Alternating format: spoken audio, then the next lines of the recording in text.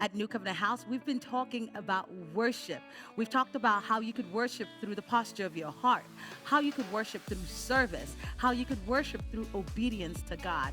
And today, I'm going to be talking about how you can worship through music. I've titled this sermon today, Love Songs. I know it's going to bless you because it blessed me as I was preparing it. So do me a favor, before you settle in to listen, click the share button. Please share this sermon with a friend, a family member, a loved one, anyone going through anything right now that you know needs to hear this. And hopefully we'll get the word across the world to the ends of the earth as God has commanded us. Now sit back and relax because I know you're going to be blessed. In Jesus' name. House, would you just indulge me wherever you are and just rise up on your feet as we worship God in song. Hallelujah. Hallelujah.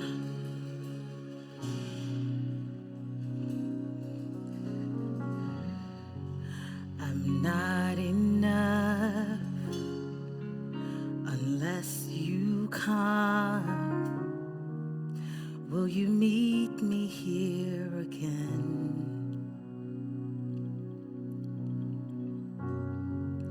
'Cause all I want is all you are. Will you meet me here again? I'm not enough. I'm not enough. Wherever you are, unless you come. Sing to Jesus this morning. Would you meet me here again? Oh, 'cause all I want is all you are. Would you meet me here again? I'm not enough. I'm not enough unless you come. Will you meet me here again? Oh, 'cause all I want is all you are. Will you meet me here again? I'm not enough unless you come. Would you meet me here again, Jesus? 'Cause all I want is all you are. Would you meet me here again?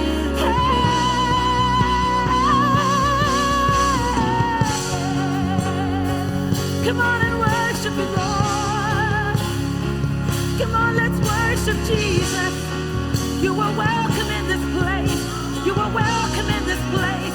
You are welcome in this place. Holy Spirit, we welcome you, Lord.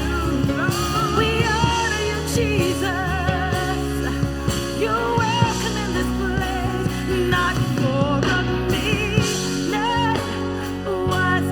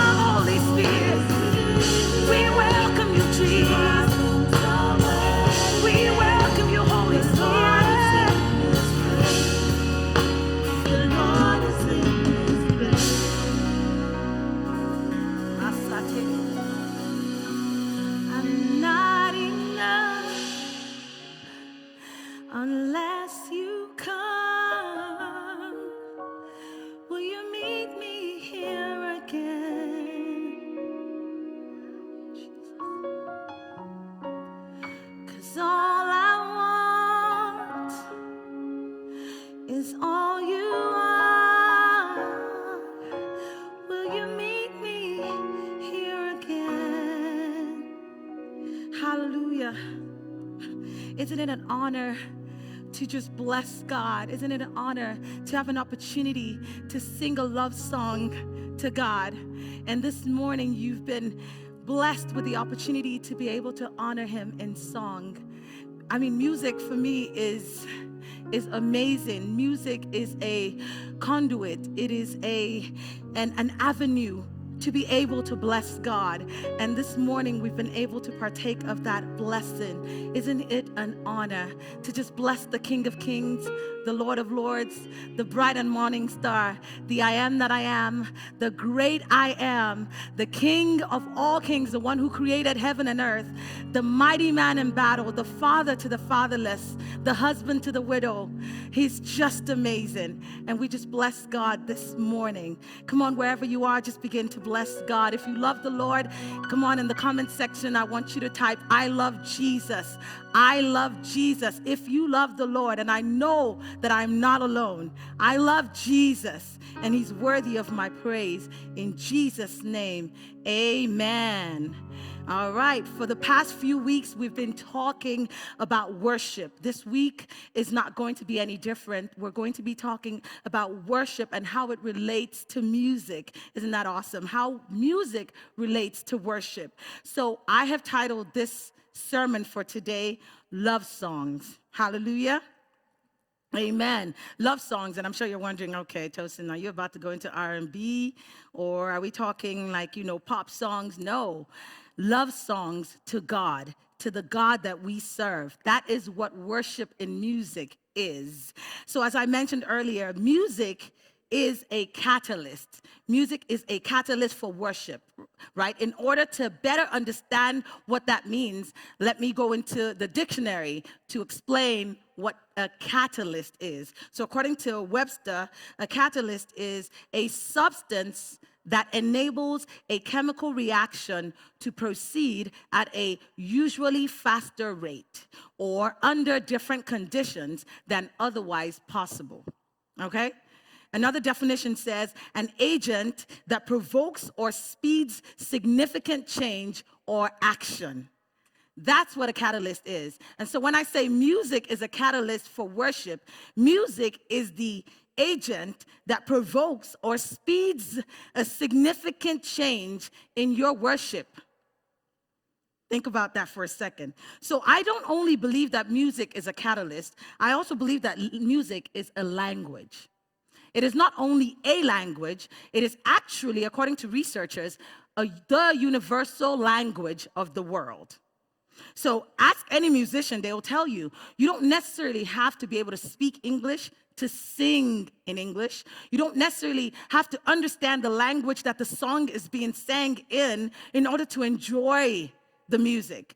I'll tell you something. My kids' current favorite musician, or should I say their favorite band, is called BTS. I had to write it down so I don't forget. BTS. It's actually a Korean boy band. Yes.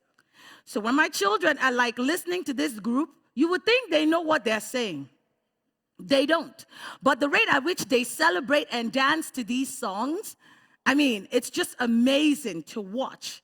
How a Korean boy band that I don't even think have actually toured America yet. I think they're really popular in the Asian hemisphere.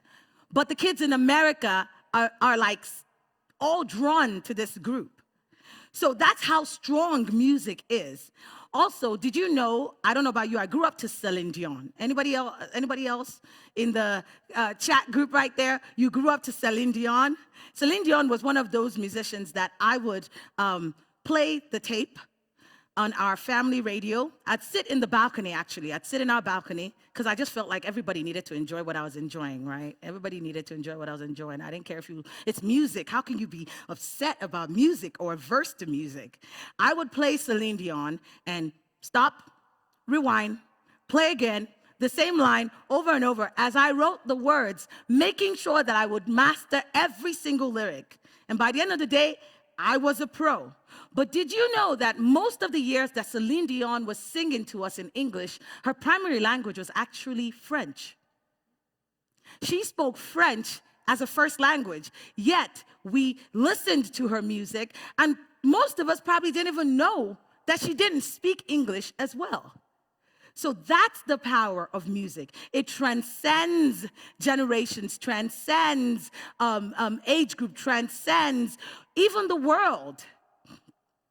It is one thing about music you need to know. It has its own tones, its own intervals, its own phrases, even its own set of rules that are similar to written or spoken words, right? So that makes it an even playing ground for all who wield it.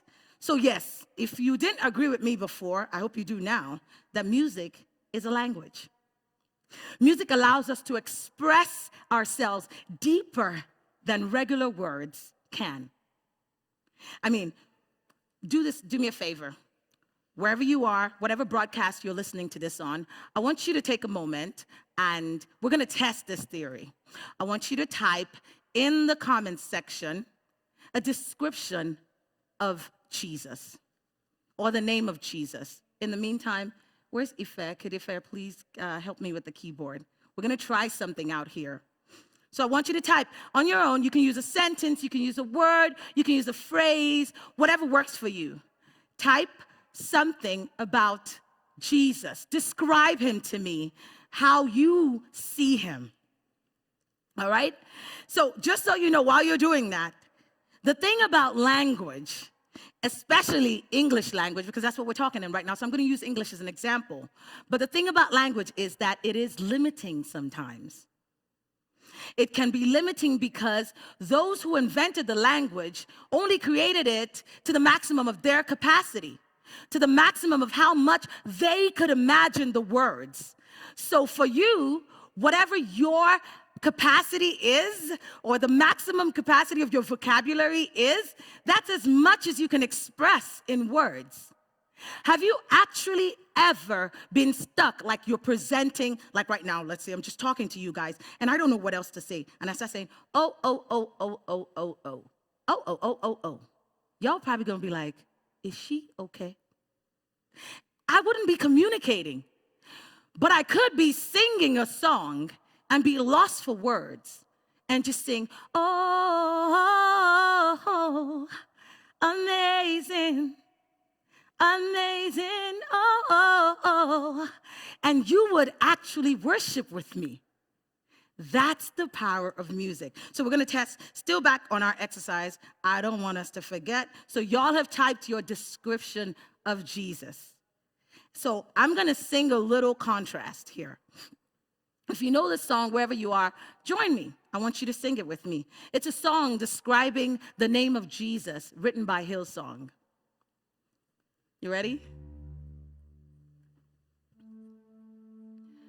You are the Word at the beginning, one with God the Lord Most High.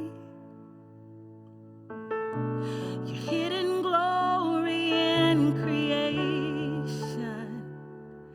now revealed in you are Christ. What a beautiful name it is. What a beautiful name it is. The name of Jesus Christ, my King. What a beautiful name it is. Nothing can stand against. What a beautiful name it is. The name of Jesus. Thank you, Ife. And that was just the first verse. So sometimes there's just words that cannot be explained in talking, that are just easiest to break down into a song, because our God is a God of song. You don't believe me? There's just quickly before we dive into the Bible, I want to tell you something about music. Every culture enjoys music. Every culture enjoys song. Song serves many different purposes: accompanying a dance, soothing an infant, or even expressing love. All of the romantic out there, you know how many times you wrote a love song to your significant other or your intended. Some of you have books. If I go check, well, my husband has a book lots of which he copied into letters for me when we were dating. So, yes, music. And when I'm talking books, music, poetry, arts, they're all the same when we're talking about music because it's just expressing words deeper than just speaking them could achieve. So, let's look at what the Bible says in Psalm 100 about how music relates to worship. Let's open our Bibles to Psalm 100, and I'll read. It says, "Shout with joy to the Lord, all the earth. Worship the Lord with gladness. Come before him singing with joy. Acknowledge that the Lord is God. He made us, and we are his. We are his people and the sheep of his pasture. Enter his gates with thanksgiving. Go into his courts with praise. Give thanks to him and praise his name. For the Lord is good, his unfailing love continues forever, and his faithfulness continues to each generation." Just in that one Bible verse, there were like 3 different mentions about singing praise, rejoicing in God, singing a song, just in that one verse, while they were describing to us how to worship God. So I feel like, I know that music or worship and music, when dealing with God, you can't separate them. You can't. So I know you're like, Tosin, I know it's because you're comfortable with music, you sing, so this is easy for you to say. I don't sing, so I don't know what you're talking about. Let me give you a little background about me. I was born to a Nigerian father and a Ghanaian mother. With this background, you would expect me to be able to speak 3 languages at least, right? Well, you're right. I speak 3 languages. I speak English, you figured that out already. I speak Yoruba, that's my father tongue. And then the 3rd language, you guessed wrong. I don't speak any Ghanaian language. I speak music fluently, not excessively fluently, but I speak music fluently. I remember when I was a kid, as far back as I can remember, music was my first language and it was my first love. I just always connected to music, much more than I've ever with anything else. My husband would attest, I sleep to music, he's had to adjust to that. I relax to music, I cook to music, I joke in music for those who know me. Every time you're talking about something, I know a song that relates to what you're talking about, and I would sing it. That's just how I communicate. And you know the biggest secret of all? I pray in music. You're probably wondering, pray in music, is that a thing? Look, if I'm not alone, and I know I'm not alone, if you're in that comment section, I want you to type a praying hand if you pray in music. Because some of us, that's our language. And no spoken word can explain how deeply I want to express my love for God than through worship songs, or as I like to call them, love songs. So we've established that music is me and I am music, right? Let me give you another story from my background. Growing up, I would watch in the church grown-ups pray. And when they start to pray, especially my dad did this a lot, he will start to pray in English and then all of a sudden just switch to his native tongue. And I'd see that a lot where people would start to pray in English and then maybe switch into even praying in the Spirit. And I understood as I grew up that this was just it was a conduit. The worship or whatever language they switched to carried their communication better for them. So for me, as I grew up, when I realized the only thing I could switch to was music, that's what I mastered. And that's how I praise, that's how I pray, is through music. So let's see what the Bible also says here about expressing the groaning of your heart, right? So some people will start to pray, they'll switch into speaking in tongues. And this is biblical because that's in Romans 8:26. The Bible says, and the Holy Spirit helps us in our weakness. For example, we don't know what God wants us to pray for, but the Holy Spirit prays for us with groanings that cannot be expressed in words. My groaning? Music. So we've established that music has seen many of us, including myself, through many seasons of our lives, joyful events, sad moments, rest, and even heartbreak. So it only makes sense that one of the ways that we as human beings worship God is through music, or like I said, or through love songs. We've learned over the past few weeks, and we'll learn some more in the coming weeks about worship. We've learned that we can worship God through the posture of our heart, through service, obedience, and today we're going to learn how we can do it through music. Throughout this sermon, I'm going to use music and songs interchangeably. For a little bit of background, songs are music with lyrics or words, while music on its own is primarily instrumentals. So what is God's relationship with music? The first song that was recorded in the Bible was that of Moses, Miriam, and the Israelites. Exodus 15, 1 to 20. It's a long read, so I'm not going to read it. But when you have some time, go and check it out. This was a song of victory and joy after the Lord delivered the Israelites from the hands of Pharaoh. It was a, I will sing unto the Lord, for he has done a glorious thing, the horse and riders thrown into the sea song. Did you know that it is also recorded in the Bible that Jesus sang? You're probably like, what? You're making that up. No, I'm serious. Matthew and Mark both mention Jesus singing a hymn with his disciples. Let's check that out. Matthew 26, 30. And it's going to come up on the screen, but if you would open your Bible with me. It says, then they sang a hymn and went out to Mount Olives. You're wondering who they were?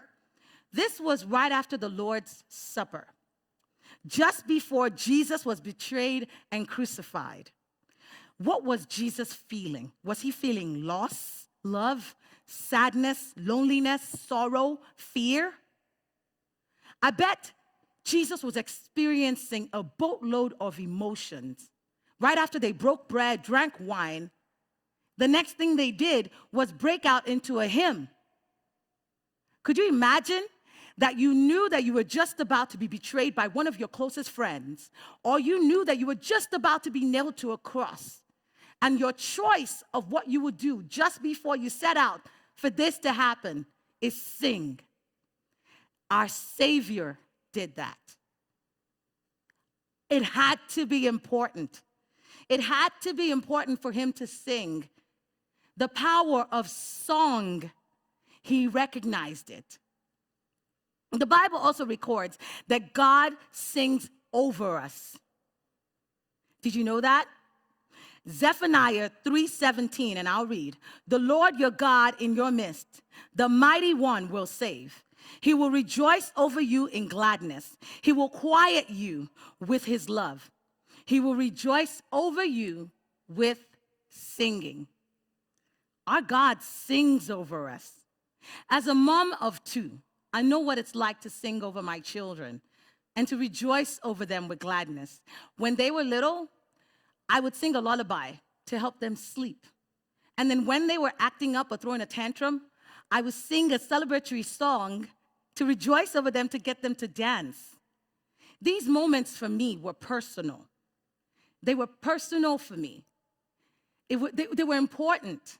I probably can't get away with it now. If I sang to my 11-year-old, he'll probably look at me like, Mommy, you're embarrassing me. Or if I try to sing their baby lullaby, they'd be like, Mommy, can you just play something on Alexa instead? But if God in heaven could sing over us, then it must be personal to him. And then in turn, music must be personal to God. You know, the third reason why I believe, and actually the greatest reason why I believe music is important to God, is because the Bible records that when we sing praises to God on earth, the angels join us in heaven. Imagine how glorious that must be.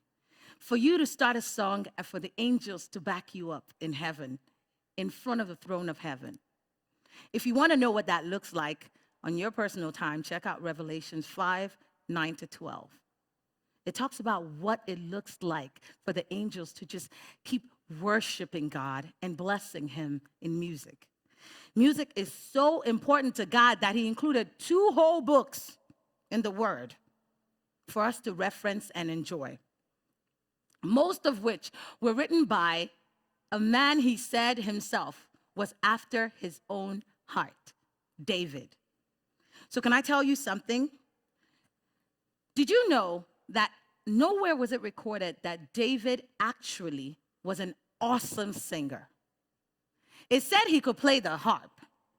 He could play the harp, and he sang, but there was nowhere where it said he was the best singer and could hold the best note. But did David sing? All the time. All the time. So there's like so many other signs that God loves and responds to music, to worship music. There's the story of the wall of Jericho and the trumpet. Think about it. The wall did not come down until the trumpet was blown. They marched around, but until they blew that trumpet, that was when the wall came down.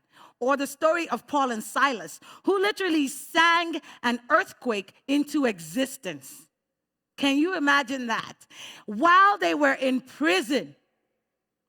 Or my favorite, the story of Jehoshaphat and his war strategy, where he gathered the best singers ahead of the army. And the Bible records that it was immediately they started to sing. It says the word immediately. The army of the other side turned on each other, and the battle was won. So is worshiping God through music important? Yes.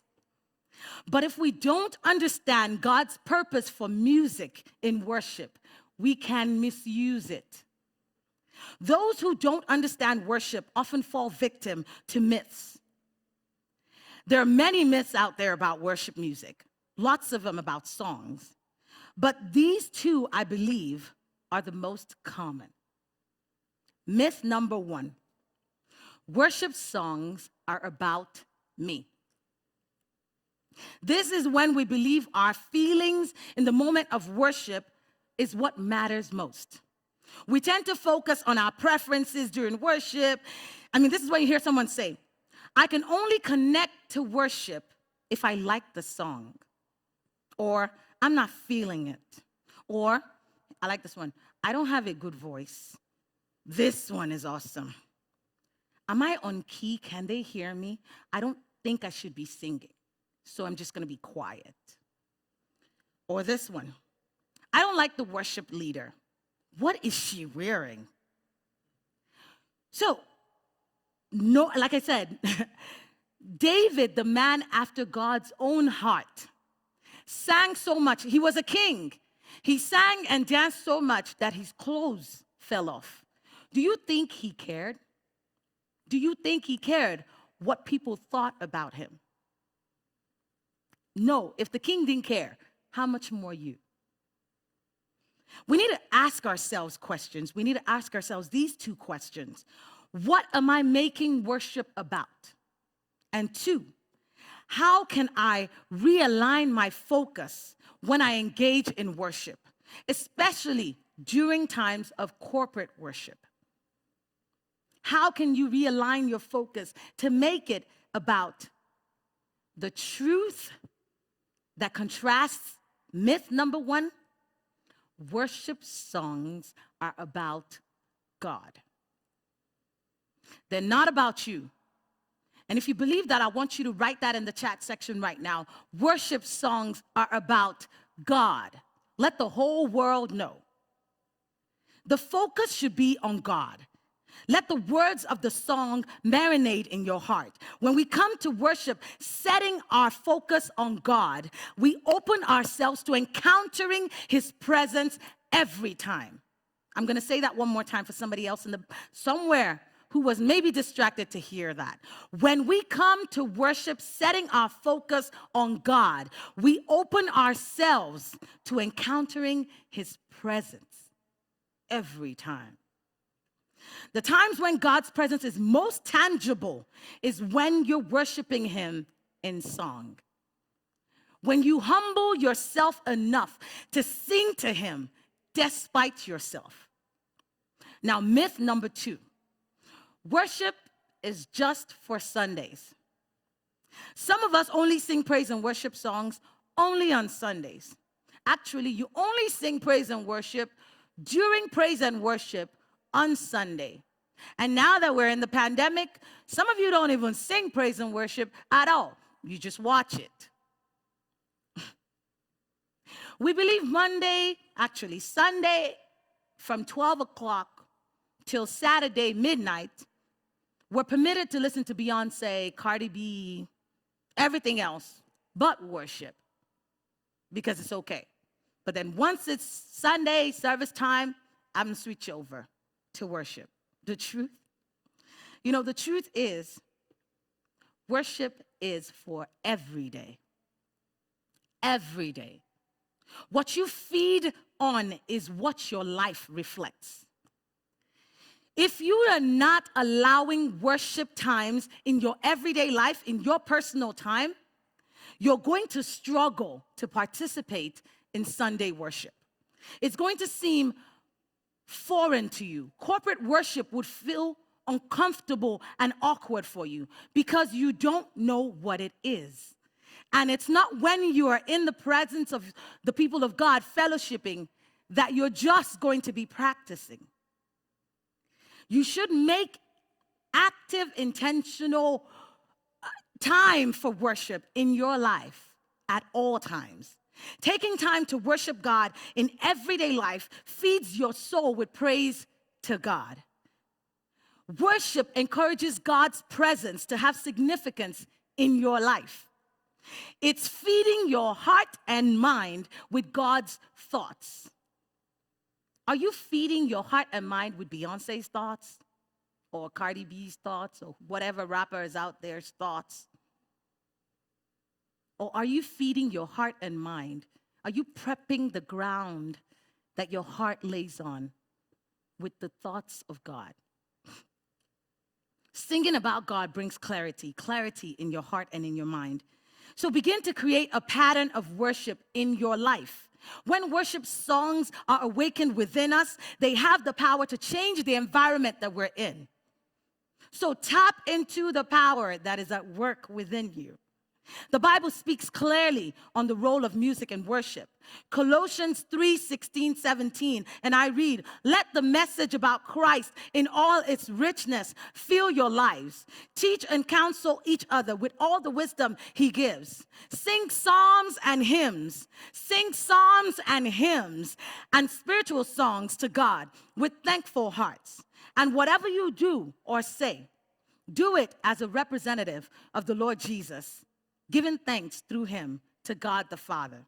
Hebrews 13:15, "Therefore let us offer through Jesus a continual sacrifice of praise to God, proclaiming our allegiance to his name."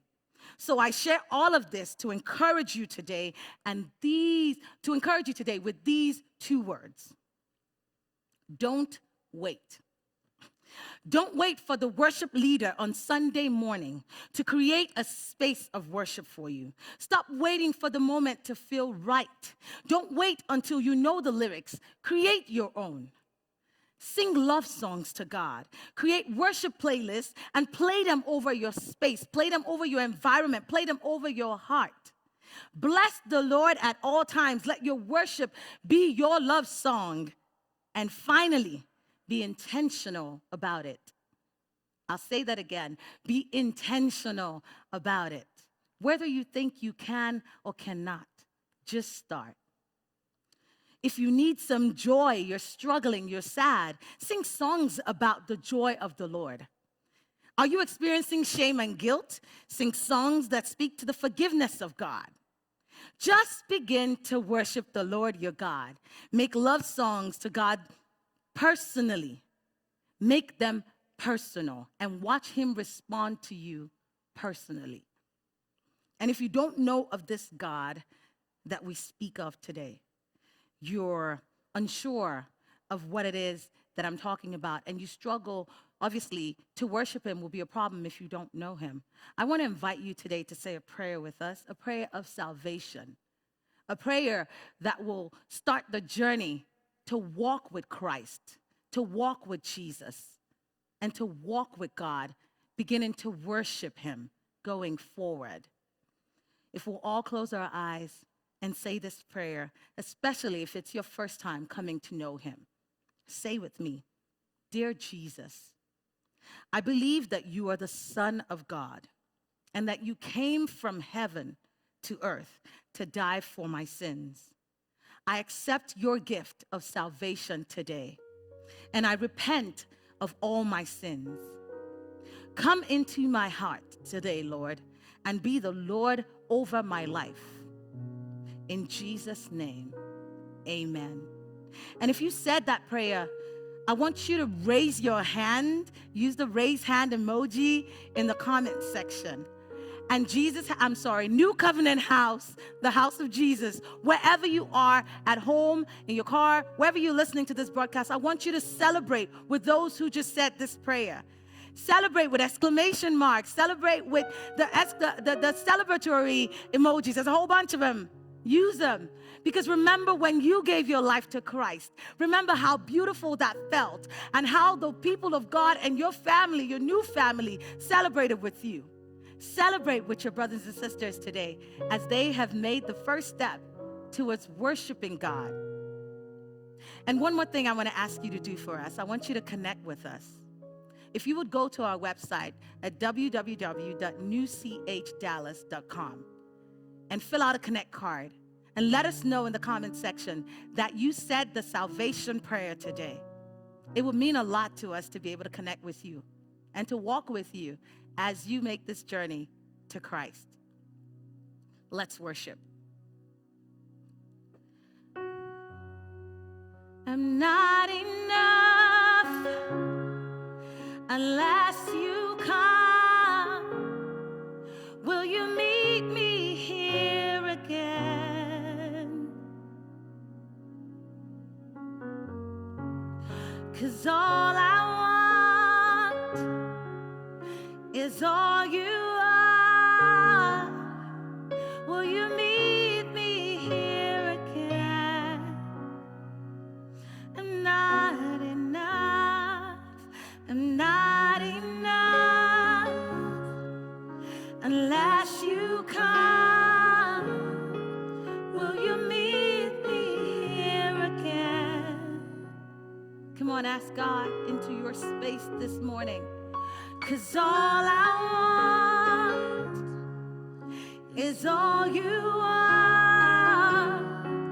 Will you meet me here again? Not for a minute was I forsaken. The Lord is in this place. The Lord is in this place. Come, Holy Spirit, dry bones awaken. The Lord is in this place. The Lord is in this, not for a minute. Not for a minute. Was I forsaken? The Lord is in this place. He's right there where you are. Just welcome him into your place. Come, Holy Spirit, let every dry bone awaken. 'Cause he's right in this place. Hallelujah. Thank you so much for listening to this message. I hope that you were blessed. I was blessed by preparing it, and I know that God's going to bless you through this word. I want you to do 3 things for me. If you were blessed by it, I want you to share it. Share this sermon with a friend, a loved one, or anyone who needs to hear it. Also, I would love for you to subscribe to our YouTube channel. Follow us on Instagram and on Facebook. We want to connect with you. We want to know that we're making an impact in our community. And we know this by seeing that you are connected with us. Last but not least, I would love for you to support and partner with us with your substance. You can give to this ministry through our app, our website, or you can give by texting. The information is going to be on the screen. Also, you can go ahead and download our app if you haven't. It's a great way to stay connected with us. It's free, it's on Apple, and it's on Google Play. Just search New CH Dallas. God bless you, and I hope that you remain blessed.